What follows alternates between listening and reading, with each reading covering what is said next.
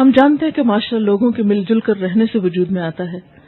اگر لوگوں کے آپس کے تعلقات خوشگوار ہوں گے تو یقینی طور پر ایک خوشگوار معاشرہ وجود میں آئے گا.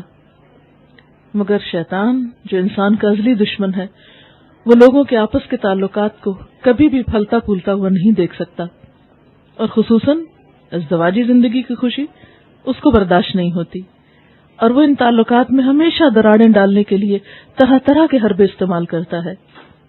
اور ہوتا کیا ہے؟ شیطان آتا ہے، وسوسہ ڈالتا ہے. مثلا ساس کے دل میں وسوسہ ڈالتا ہے، دیکھو تمہاری بہو تو سارا دن آرام کرتی رہتی ہے اور تم اس عمر میں بھی کام کرتی رہتی ہو. دیکھو یہ تو اس کو تو کپڑے پہننے سے ہی فرصت، دیکھو اس کو تو پکانے کا ہی ڈھنگ نہیں آتا، دیکھو اس کو تو کوئی طور طریقہ، اس کو تو بات کرنے کا ڈھنگ نہیں آتا.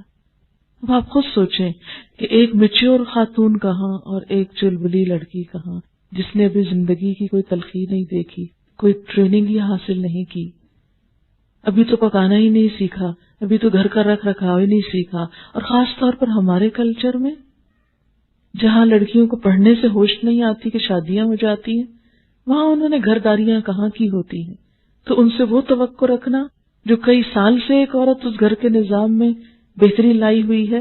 آپ دیکھیں کہ ساس جو ہے اس گھر میں کئی سالوں سے، کم از کم 20-25 سالوں سے تو ہوتی ہے. اب ایک خاتون جو 25 سال سے ٹرینڈ ہے اس گھر کو چلانے میں، اور ایک لڑکی جس کو 25 دن نہیں ہوئے، ان کا مقابلہ کہاں سے ہوگا؟ لیکن شیطان وسوسے ڈالتا چلا جاتا ہے اور کڑھن اور جلن اور تکلیف پیدا کرتا ہے. لہذا وہ جلن دل سے پھٹ کے زبان پہ آتی ہے، اشاروں کنایوں سے بات شروع ہوتی، پھر تانوں پہ آ جاتی ہے، پھر لڑائی جھگڑوں پہ آ جاتی ہے، اور پھر ڈائریکٹ کرنے کی بجائے انڈائریکٹلی بیٹے کو اکسایا جاتا ہے. اسی طرح وہ بیوی کے دل میں آ کے وسوسے ڈالتا ہے شیطان کہ دیکھو تمہارے ساتھ بڑا ظلم ہو رہا ہے. وہ کہتا ہے اپنی ساس کو کمپیئر کرو ماں کے ساتھ، اور شوہر کو کمپیئر کرو باپ کے ساتھ.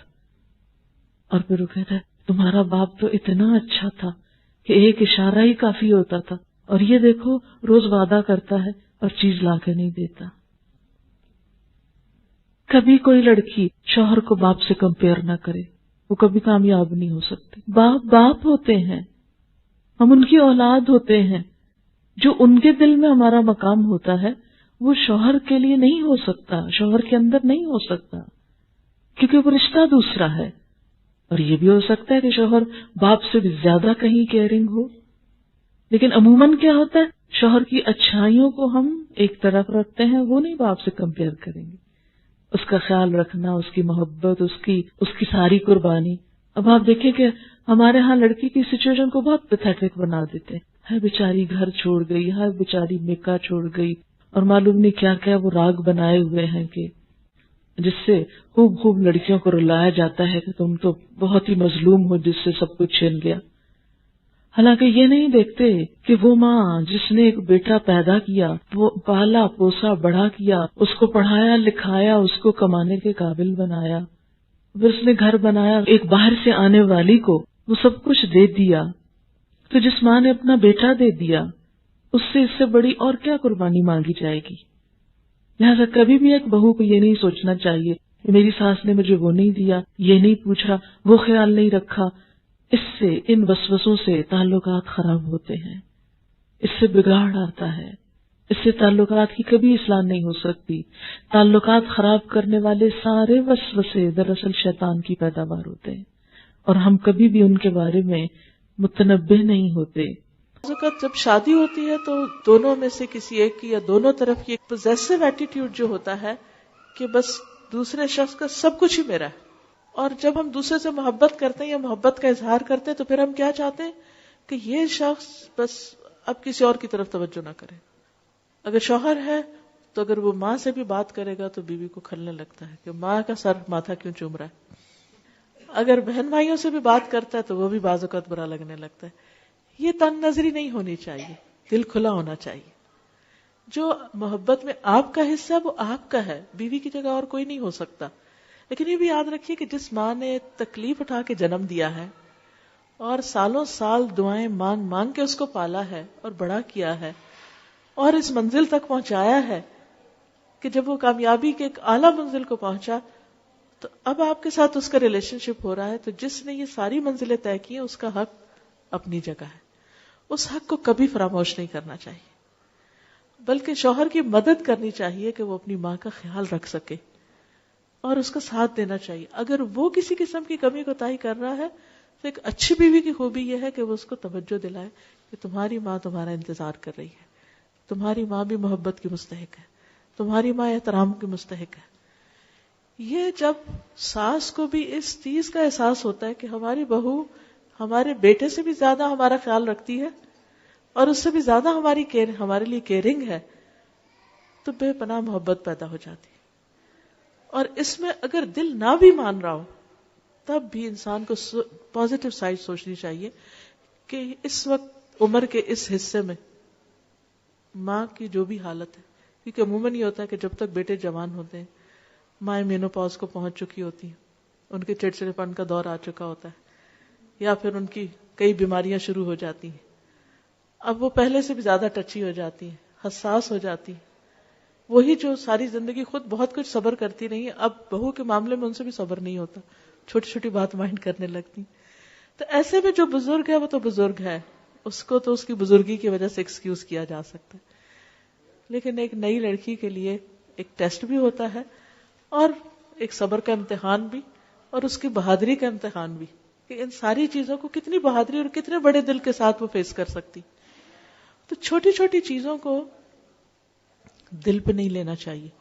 بہت سی چیزوں کو اگر اگنور کر دیا جائے تو آپ دیکھیں گے کہ بڑے سے بڑا شعلہ بھی جب بھڑکتا ہے نا، تو اگر آپ تھوڑی دیر ویٹ کریں تو آہستہ آہستہ شعلہ نیچے ہوتے ہوتے ہوتے پھر ایک وقت آتا آگ بجھ جاتی، اور پھر باقی کیا رہتا، راکھ، جس کی کوئی حقیقت نہیں ہوتی. تو بہت سی باتیں، بعض اوقات لوگ بڑے غصے میں آ کے بڑی بڑی باتیں کہہ جاتے ہیں، بڑی خراب باتیں بھی کہہ جاتے ہیں جس سے آپ کو آگ لگ جاتی ہے، اور آپ کہتے ہیں بس اب تو میں نے اس کو معافی نہیں کرنا، اب تو میں نے چھوڑنا ہی نہیں، اب تک بس انف از انف، بہت ہو چکی. لیکن اگر آپ دیکھیں کہ اس وقت آپ تھوڑا سا سچویشن کو اوائڈ کر کے آگے پیچھے ہو جائیں اور فوری ری ایکشن نہ کریں، تھوڑا سا پاز دے دیں اپنے آپ کو، تو آپ دیکھیں گے کہ تھوڑی دیر کے بعد وہ آپ کے دل کی آگ بھی ٹھنڈی ہونے لگے گی اور دوسرا فریق بھی ٹھنڈا ہو جائے گا. اور پھر جب آپ دیکھیں کہ حالات نارمل ہو گئے ہیں، پھر دوبارہ سے ٹھیک ہے، وہ اپنے آپ کو بھی واپس لانے میں ٹائم لگتا ہے، لیکن امپاسبل نہیں ہے، بہت پاسبل ہے. تو ہمیشہ انسان دوسرے کے عمل کے مطابق ریئیکٹ نہ کرے، اپنا اخلاق، اپنا عمل، اس کا خود ڈیسیژن لے، مجھے کیا کرنا ہے. مجھے اپنے آپ کو کسی اور کا تابع نہیں کرنا کہ وہ اچھا ہے تو میں اچھا ہوں، اور اگر وہ خراب ہے تو میں کیوں اچھی بنوں. نہیں، ہمیں اللہ سے اجر لینا ہے، اللہ کی خاطر اچھا بننا ہے. جب وہاں اتنا زبردست ریوارڈ ہے تو ہمیں کس بات کی پریشانی، ہم کیوں نہ وہ کریں جو وہ ہم سے چاہتا ہے. کیونکہ جتنی بھی عبادات ہیں ان سب میں جو وزنی چیز ہے وہ حسن اخلاق ہے، اچھا اخلاق ہے جو انسان کے لیے قیامت کے دن بھی جنت میں جانے کا سبب بنے گا. کیونکہ جنت انتہائی خوبصورت بستی، اس میں ہر شخص نہیں جا سکتا، اس میں وہی جائیں گے جو وہاں سجیں گے، جن کے ظرف بڑے ہوں گے، کیونکہ اس کی وسعت زمین و آسمان برابر ہے.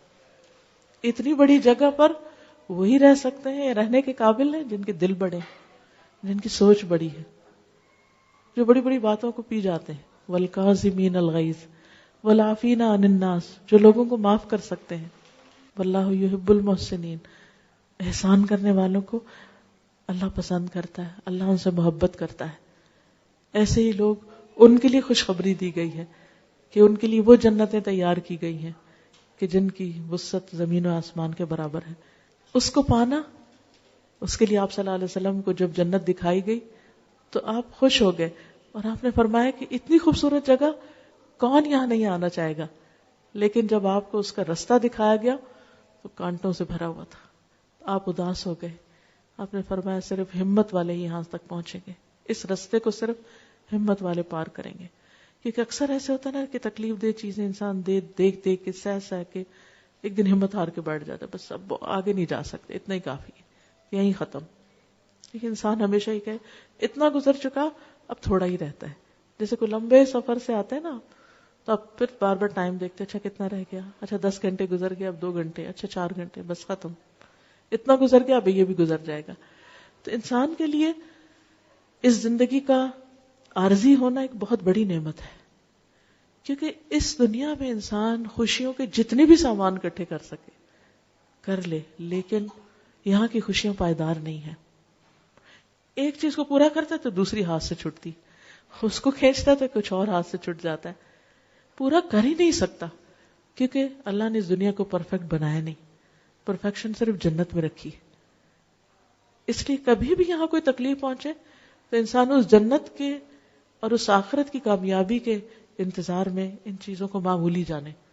کیونکہ وہاں اگر کسی کو جب جنت کو دکھایا جائے گا تو وہ اندر صرف ایک جھلک دیکھ کے اس سے پوچھا جائے گا بتاؤ کبھی کوئی غم دیکھا، تو کہے گا رب العزت تیری ذات کی قسم میں نے آج تک کوئی غم دیکھا ہی نہیں. دنیا کی، اور یہ اس شخص کی حالت ہوگی جو دنیا میں سب سے زیادہ دکھی ہوگا.